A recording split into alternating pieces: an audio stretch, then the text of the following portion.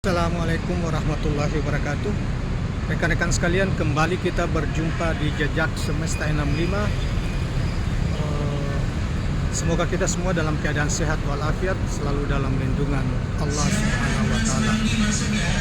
Rekan-rekan sekalian, pada kesempatan yang baik ini, sebelum kita lanjut, saya ingin ingatkan kepada kita semua, saya mohon ketulusan dan keikhlasan Anda, jangan lewatkan tekan tombol subscribe, like, dan share channel ini.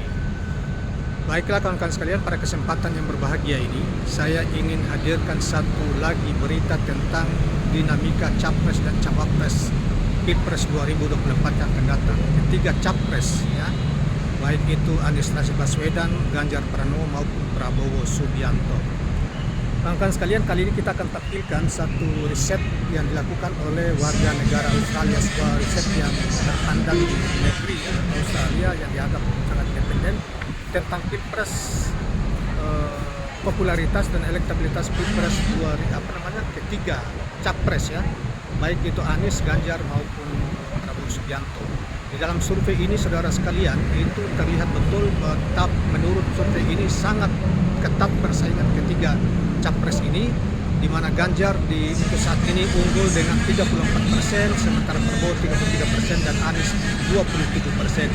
Yang belum yang merahasiakan pilihannya 3% dan belum menentukan pilihannya 3%. Saudara sekalian, baiklah kita akan bacakan bacakan hasil survei yang kita ambil dari portal Demokrasi News pada tanggal 27 Juli 2023 ini. Baiklah, kita akan mengemukakan kepada selengkapnya berikut ini. Saudara, judul berita yang kita ambil dari Demokrasi News bukan tanggal 27, ya, tanggal 28 Juli 2023, yaitu survei Australia sebut mayoritas rakyat RI ingin perubahan. Nasdem .2 Anies tak bisa dibendung. Lembaga survei Australia Atting Research merilis hasil survei terkait elektabilitas tiga bakal calon presiden atau Bacapres di Indonesia. Ada beberapa temuan yang dilaporkan Atting Research, terutama terkait Bacapres Anies Rashid Baswedan. Survei yang dilakukan pada tanggal 12 sampai 17 Juni 2023 itu menunjukkan bahwa persaingan antar kandidat masih sangat ketat. Elektabilitas tiga figur kandidat, yakni Anies Rashid Baswedan, Ganjar Pranowo, dan Prabowo Subianto, hanya terpaut sangat tipis atau kecil. Dari survei yang dilakukan, elektabilitas Ganjar Pranowo sebanyak 34%, Prabowo Subianto 33% dan Anies Baswedan 27%. Sementara sisanya 3% menjawab rahasia dan atau belum menentukan pilihan. Lalu 3% tidak menjawab. Lembaga survei independen ini melakukan survei dengan respon sebanyak 1.200 di seluruh Indonesia dengan metode multi-stage random sampling. Selain dari survei yang dilakukan dari survei yang dilakukan oleh Atting Research juga terlihat sebenarnya elektabilitas Anies Baswedan naik bila dibandingkan hasil-hasil survei dari lembaga survei lokal Indonesia yang selama ini dipublikasikan. Selain elektabilitas, lembaga survei tersebut juga memberikan gambaran tentang harapan rakyat akan perubahan dan perbaikan pada pemerintahan selanjutnya. Jadi, terlihat dari keinginan responden untuk melanjutkan secara penuh program pemerintahan seperti yang ditawarkan oleh Ganjar Pranowo dan Prabowo Subianto, mereka hanya pendukungnya hanya 18%. Sementara sisanya sebanyak 81% menginginkan perubahan. Baik yang menginginkan berkelanjutan dengan perubahan 61% dan perubahan penuh 20%. Kata Ketua DPP Nasdem Willy Aditya Jumat 28 Juli 2023. Willy menilai hal itu sebenarnya sudah sedari awal mesti disadari.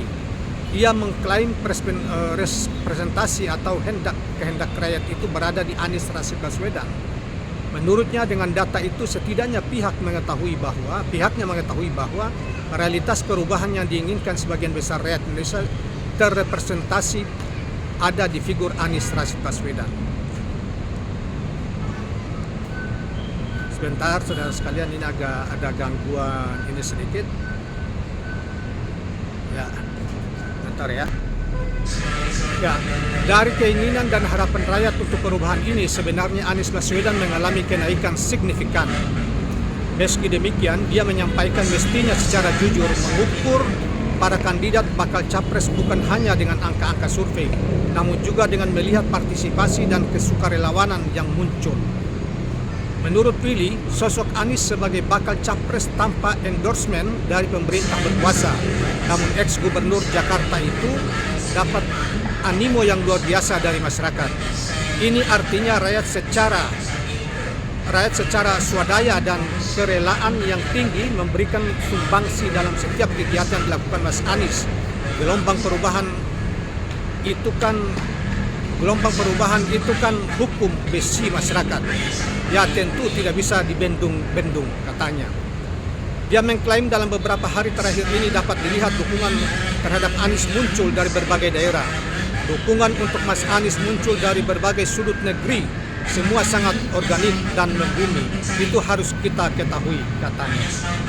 Katanya menutup keterangan dia ketika mengomentari hasil survei dari lembaga survei Australia tentang Pilpres 2024 yang akan datang dengan menampilkan 3 sosok calon yang sebagaimana kita sebutkan tadi, yaitu Anies Baswedan, Ganjar Pranowo, dan Prabowo Subianto.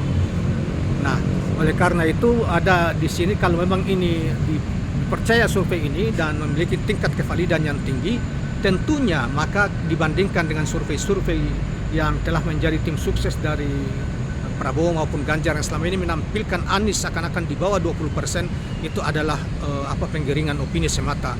Bahkan dalam survei tertentu seperti AIPO mengatakan Anies di urutan pertama pada bulan Maret, walaupun nanti terkoreksi pada bulan Juni yang lalu, awal Juni, AIPO melakukan survei lagi, Prabowo nomor 1, nomor 2 Anies, dan Ganjar nomor 3. Nah, jadi masih fluktuatif saudara-saudara kalian, dan ini masih ada waktu cukup panjang, sekitar 7-8 bulan lagi Pilpres yang akan datang, atau sekitar 7 bulan lagi atau 8 bulan lagi, dan masih pencalonan secara ke KPU pun nanti ditunggu jadwal sampai bulan September Oktober yang akan datang.